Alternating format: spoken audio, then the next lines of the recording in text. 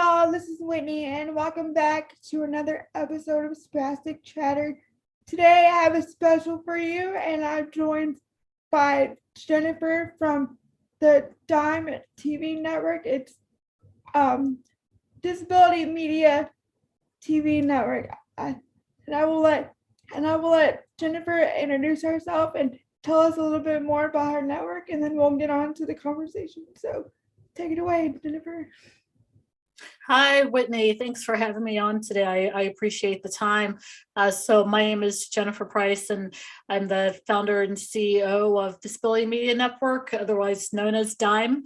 And I am based out of Pittsburgh, and I started this network to offer content that is featuring or created by people with disabilities.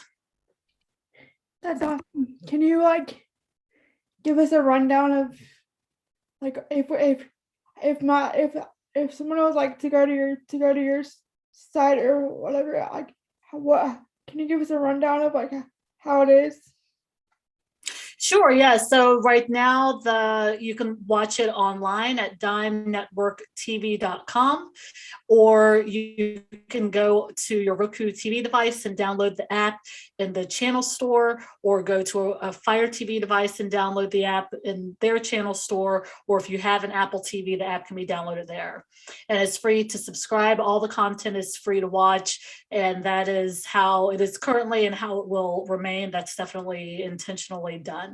So it's all viewable. It's films, documentaries, and some webisodes as well, whether it's cooking shows. I've started a relationship with the Special Olympics because they've created a little sort of night show that's similar, gives me the Tonight Show type feels, because I used to watch the Tonight Show with Jay Leno. So that gives me that type of feels. They've created one and have allowed me to distribute it on the network. There's some workout videos on there as well. Workout videos also by the Special Olympics, but then also Tay McKenzie, who uses a wheelchair, has created a couple of videos as well. And we're currently, the network itself is currently in the final stages of editing a film called The Anxiety of Laughing that will be out late spring, early summer, around the June timeframe. And that is a film that was created by a recent, 3 to 4 year out recent grad of UC Riverside. And he has cerebral palsy, and he created this film, and he also is acting the main character in this film, which is a romantic comedy where he's married to a woman who's not disabled, and just sort of how they navigate their relationship with each other, and then also with his future mother-in-law who's disapproving of the relationship that her daughter is in, and how they're able to adjust and manage a tragedy that affects the relationship. That's awesome, and that sounds like a movie that would really resonate with a lot of people. And I would just have to I kind of want to point out the title of the movie, The Anxiety of Laughing. I think that plays with cerebral palsy very well, because from my experience, my go-to emotion whenever I have anxiety or whenever I'm nervous or it is to laugh. I will start laughing before I start crying. My family members and those that are close to me know that if something happened and I start laughing, it's not because I find the situation funny. It's because I'm just so overwhelmed that's the only thing I can do is to laugh at the situation before my emotions get worse. So I find that it's kind of very fitting for the type of disability, if that makes sense. It totally makes sense, and you'll get all of those range of emotions watching the film. Also, certainly happy, sad, anxious, laughing, laughing because you're trying to keep from crying at the time. Like you definitely will go through those various ranges of emotion. And Andrew, who's the screenwriter and also the actor, one of the main actors in the film, is a comedian. He loves comedy, and that's how I found him, because he has some stuff on YouTube, and I was watching some of his YouTube content and just happened to reach out to him, and by happenstance he had finished writing the script for this what turned out to be a movie. So yeah, it's definitely fitting. I totally understand. That's awesome. So what got you started with the dumb network? Like what's your reason for creating it? Yeah, well, so by background, I'm a disability rights attorney, and through that background, I found myself in various spaces talking with people with disabilities about, just various topics. But one of the topics that certainly stuck with me, that I really gravitated to, was either the lack of representation or the lack of authentic representation in the media. And certainly as a Black woman, I can wholeheartedly appreciate representation and the value that provides, and how it's really and how the media itself can really validate you as a person, especially when it's positive, of course. So I just took that, and I always had an interest in media. And decided to pursue this as a side hustle for now, but ultimately to turn into a full hustle, as they say, to open up or fill the void, rather. So I decided to do this and seek out content, and I saw that there was a ton of content out there being created by people. It's not as if the content is not there. It's just that the distribution channel and the access to space, as I'm calling it, access to media, is not there. So Dime Network is here to provide that access and be a distribution platform for creators who have content but may have a hard time reaching an audience. That's awesome. And like, well, I think what you're doing is very much needed, because a little backstory or a little tidbit of information about me is when I was like in my late teens, early 20s, I would search for movies. I would get on YouTube and like type in disability related search like words to find movies or like any kind of content that I can relate to. So I wholeheartedly think that what you're doing is like very beneficial, and it is much needed. And I agree that the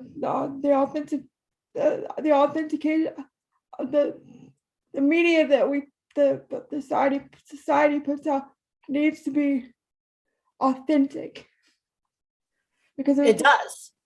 Yeah, I mean, people aren't making movies with blackface anymore. I mean, that was done decades ago, and people stopped doing that decades ago. So the idea that someone who's walking is playing the role of someone who uses a wheelchair should be offensive to all of us, right? And it's not even, I mean, I think now people are trying to become more aware of it, and Hollywood is trying to become more aware of it. But I mean, we're in 2022, right? And why has it taken so long to recognize that authenticity should be something that is pursued for everyone? Every group has a story, and everyone's story should certainly be told their way, as I see it, at least. And so that's also what Dime Network is here to do, to tell stories, tell their way. Awesome. So what are some of your, like, you kind of touched on this, but like, what are some of your future plans or goals for the network moving forward? Well, moving forward, we're looking to continue to create content, but I really want to expand it out into and make sure that I have a good breadth of fiction content. It seems like it's a lot easier right now to find documentaries. So I like documentaries, and I know that there's certainly an audience for documentaries, but I definitely want to make sure to branch out to include fiction films that content creators have made. But I also want to get more into sports. So that's one that I'm heavily pursuing, the sports aspect of it. So I really don't have any sort of limits on the type of content, but I am really in the content acquisition phase right now. And it would be great if Dime was either featured on like Hulu Plus as a channel that's, just fitting right in with everyone else, or YouTube TV as a channel. I mean, that's certainly a bigger sort of long-term goal of the network, that it's not just an app that you can download. I mean, if we turn into the next Netflix, that'd be awesome. I won't be mad at that, where everyone has the Dime app like the Netflix app. But otherwise, certainly another aspect of it would just be to be a part of like a Hulu Plus channel or a YouTube TV channel, where it's integrated into something that's already out there. That would be amazing. Yeah. That would definitely be an app that I have on my TV. So what is, you kind of touched on this also, what is like your research process like to find these shows? Do you just like do like do you like do like Google searches, like deep dive on people? Like how do you find the content? Well, I have become very good at Google. I've gotten like a master's degree in Google searches for sure. But I also live here in Pittsburgh, and I know here in Pittsburgh, Pennsylvania, we have film festivals, and specifically the Real Abilities Film Festival comes to Pittsburgh. And that has also provided opportunities for me to find content. And from there, a lot of times what can happen is I'll talk to one filmmaker or director who, if they agree to allow me to show it on the network, then they may have another person and refer me to someone else. So the referral basis has certainly been very helpful as well, to put me in contact with people that I may not have otherwise found, or it may have taken me a lot longer to find them. Awesome. So for those that are watching, how can they access the Dime Network TV? Like, what is the website for it? And I will put it in the description so whoever's watching this can access it. Sure. The website is www.dimenetworktv.com. And that's dime like money, dime, D-I-M-E, dimenetworktv.com. Awesome. Well, thank you, Jennifer, for being on the episode. I really enjoyed talking with you, and I'm excited to see where the Dime Network goes. And for those of you watching, if you want to be on an episode of Spastic Chatter, whether it's a special or my regular episodes where I interview people with cerebral palsy, feel free to comment wherever you see this video, and I'd love to have you on.